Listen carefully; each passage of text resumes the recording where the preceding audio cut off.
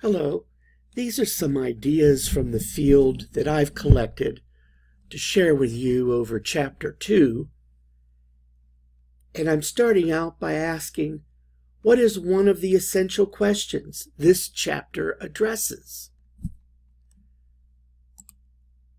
I believe the core message is, what do successful teams do? First, they solve problems. The whole purpose of a team is to take a business issue, break it down, and come up with solutions.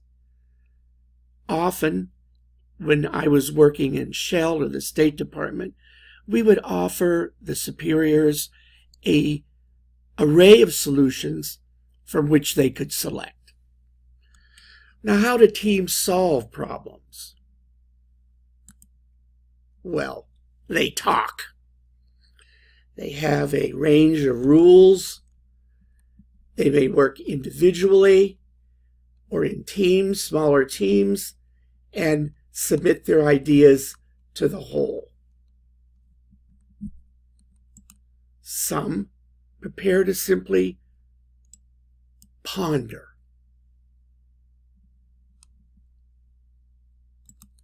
But is this modern-day conversation? Three individuals not talking, all three looking at their handheld devices. No collaboration, no communication, and all indicating they're bored with whatever everybody else is doing. So, in teams, I'm going to argue that the first thing you do for a successful team is to assess team member competencies. I believe that those competencies begin looking at their skill sets.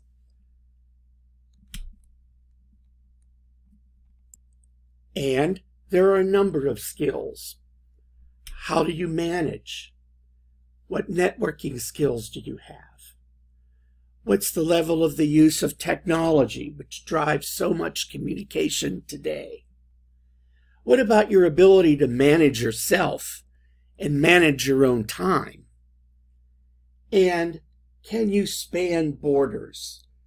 Can you go across different business cultures, or even in today's world, different national cultures? One set of skills the team has to discuss openly is the management skills of the team. Have you in the past worked on similar projects? Have you followed a task plan or a schedule of who does what by when?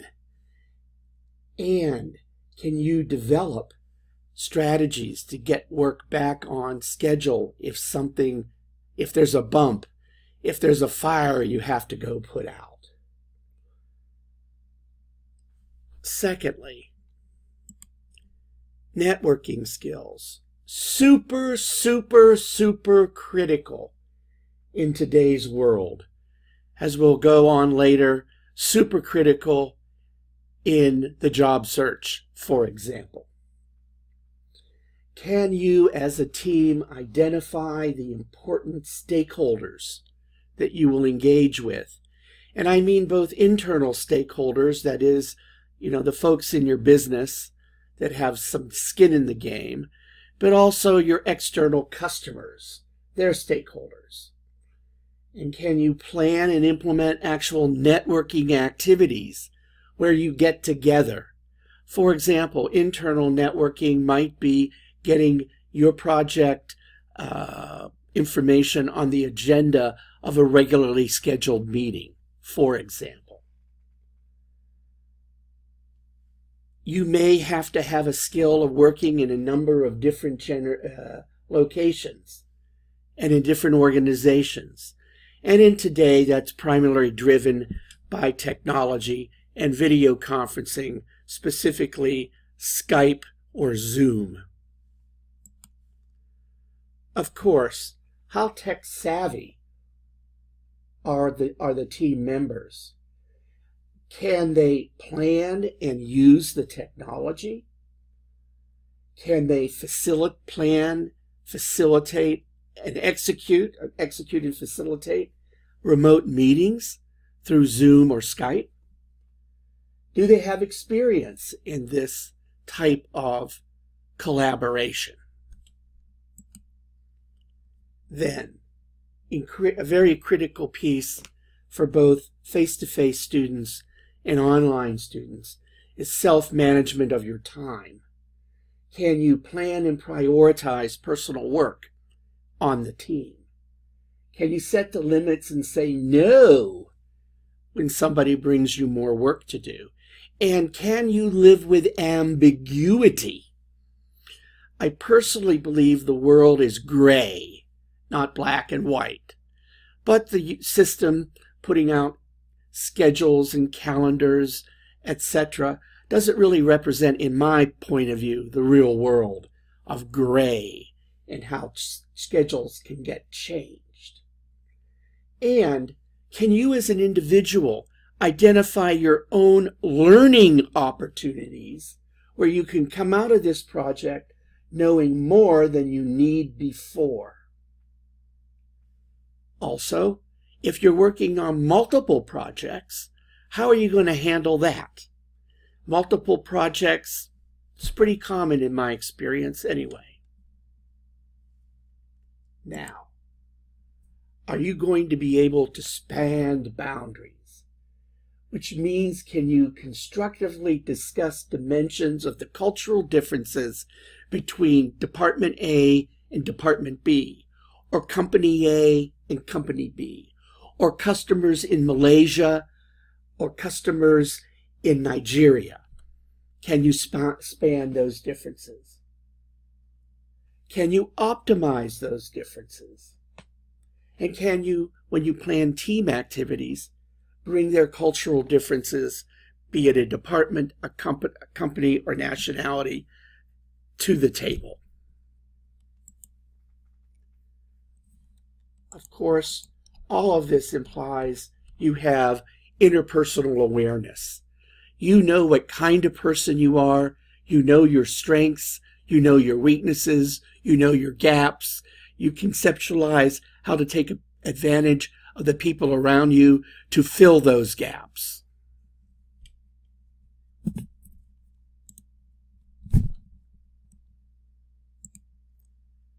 Well, how do teams succeed? We've looked at assessed team member competence. Now let's look at the outcomes of the first team meeting. This is where you would look at the charter of the team, the mission or the purpose of the team, and the scope or the breadth of the team responsibilities. I can tell you once that in Shell I was asked to go in and just observe a senior level team that had lost its direction. And the first question I asked, do you have a charter, do you have a mission, and do you have a scope? And the reply was yes, but it was written 7 years ago and everything has changed since. What do you think my first recommendation was? The charter tells you exactly what you're to do. It's usually signed by a senior officer or a set of senior leaders. Then you have a mission. What is your purpose? What are you supposed to do? And what's the time frame to accomplish it? There are usually timelines associated with missions. Scope. How far are you going? There's something called mission scope or project scope, growth, where things keep getting added to the original charter and to the original mission. The scope grew, and therefore you can't meet any deadlines. So, first is to look at these items. Second, the team wants to develop norms. Next, the team wants to set norms. Develop team norms. That is, how to schedule meetings, who schedules them, do they use electronic calendaring systems, which is probably what everybody uses in MS Outlook today. How often will voicemail be used, or will email be answered within a certain period of time, kind of like a syllabus when it indicates how quickly a faculty member will be able to reply to you. Who creates the agendas for the meetings, how early are they distributed in advance, who will pull together the pre-read, because as we know, almost all business meetings require you to have read something in advance, or you look kind of silly sitting there with nothing to say. And of course, who facilitates the meetings. Secondly, we have to decide accountabilities. Who does what? What are you agreeing to do? And I really feel strongly about this. It's who does what by when.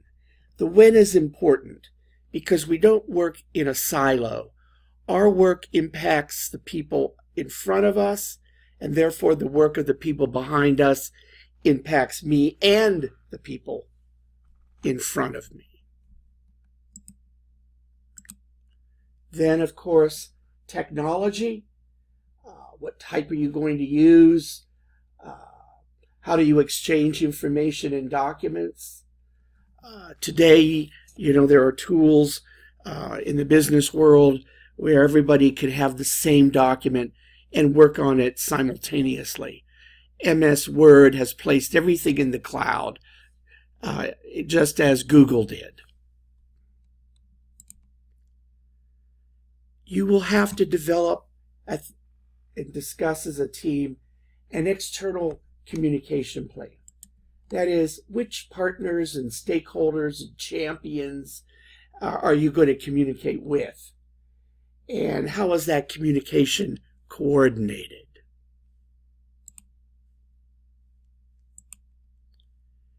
Of course, you have to determine how you as a team will review your own progress. How frequently will you have team meetings? What will be the agenda for reviewing your progress? Who's going to be required to attend? And is this going to be an audio conference, like a conference call, a video conference, face-to-face meeting, you name it. And of course, usually team building activities are conducted.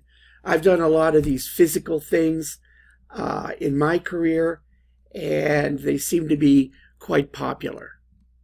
So, the core question was team solving problems.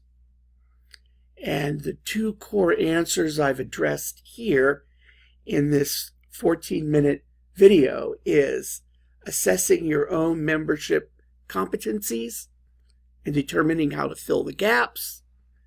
And first team meeting is the most important, and I wanted to give you some guidelines based on experience. Well, I hope this story from the field has helped you come a little bit closer to one of the essential questions this chapter addresses.